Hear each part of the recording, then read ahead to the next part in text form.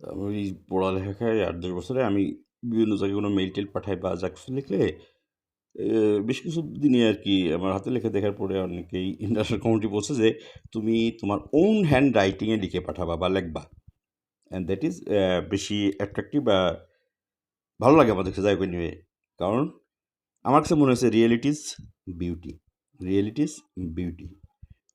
But on hand writing লিখতে বলছে। তো হঠাৎ করে আজকে আমার মনে হলো সকাল থেকে যে, চায়নার সঙ্গে একটা দ্বিপাক্ষিক বা ডায়ালগের একটা পড়াশোনা নেওয়ার জন্য পার্সোনালি জায়গা নিয়ে একটু ডিপ ইস্যু। তো আমি চাইনিজ ভাষায় বলবো। কারণ এবং আজকে একটু আগে আমি আমার লাইফে ফার্স্ট আমি চাইনিজ ভাষায় মানে একটা স্পিচ দিলাম।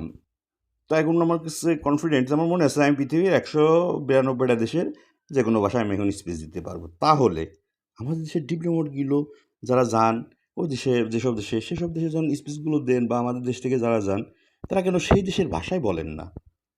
ফর বিদেশ থেকে কোনো একজন প্রেসিডেন্ট বা কোনো একজন ডিপ্লোমেট আমাদের দেশে আসে যদি বাংলা ভাষায় বক্তৃতা দেয়, তাহলে আমাদের কাছে কেমন আকর্ষণ হবে সেটা কতটা ভালো লাগবে?